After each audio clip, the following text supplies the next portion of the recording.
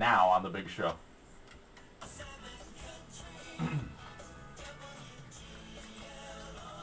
All right, Allie, before we get back into the questions. I know. Well, I've been talking about waiting the for book. the confession. Like, let's hear it. We'll talk about the book, in just a sec. But here's the confession. Okay, I told you my wife and I love The Biggest Loser. You just met my wife. I did. Beautiful little baby. Thank you.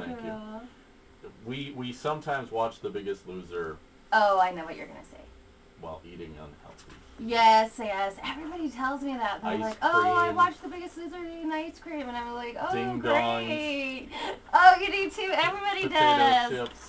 Oh, goodness. Well, you know, one of the I things... feel like this is like you're like a preacher of Oh, The Biggest right, Loser. right. And I have to confess my sins because You confess your sins and you shall be free. I feel guilty about it. It's like the contestants are working their butts off. It's compelling, it's exciting. Yeah, you get to root it for really them is. and become a fan of them. And then here I am eating a bowl of chocolate. You know what? And I don't know what that is because you would be surprised how many people do exactly that.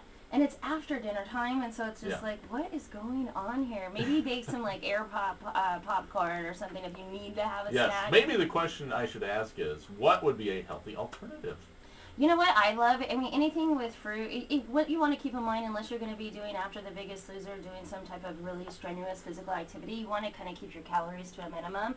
And typically, people have dinner right before that. And so one of the things that I love is I love the sugar-free Jell-O puddings, like the vanilla, and I'll take like an apple or a nectarine or something and I'll dip it. That's really good. Ooh. Or like sometimes I'll make a protein shake, but I'll do like the chocolate and I'll put like mint extract in there so it feels like it's chocolate mint milkshake. So something like that is really good. I don't know about you guys here and if you have any frozen yogurt places, but frozen yogurt's a really good alternative. I love the Skinny Cows. I mean, I have a lot of treats that I do, so it's just a matter of limiting So them. It's not that you can't have treats. Oh gosh, no. It's that you have to have the right ones. And quantity. And quantity. So it's about the price that you're willing to pay. Like I have a certain amount of calories that I live on a budget. It's just like budgeting your finances. It's like I budget my calories and what I eat.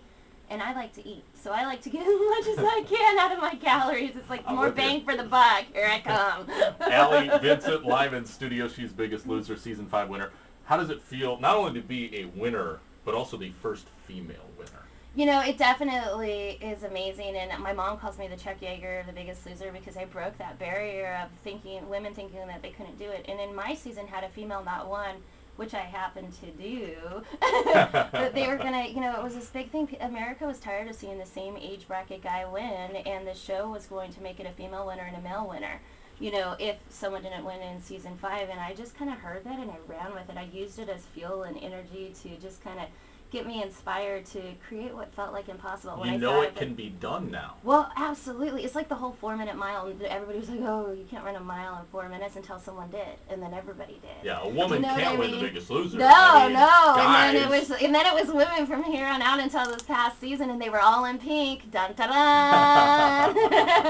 So you pink are a is the pioneer. new black. Yeah. I used to tell people, I was like, yeah, when I'd be off campus, because we'd have film days and then dark days, and that means like the camera crew's not with you. Well, when the camera crew wasn't with us, Bob and Jill didn't want to drive to the ranch, so then they would drive us to them. Or when I was at home training, even when I was eliminated and then for finale, I was like, you'd be surprised, like everybody was rooting for me to win. They even had it written on their heinies, it said Team Pink. Mind you, it was a Victoria's Secret thing, but I didn't care. I was like, they're rooting for me. Pink is the color of the first female Biggest Loser. Oh, so. No doubt. We'll talk about your book. Let's play some Lady Antebellum right now. Absolutely. You love country. I love country. I'm a two-stepping fool. This is Need You Now, #1 single from Lady A. They were actually live in this studio a little over a year and a half ago.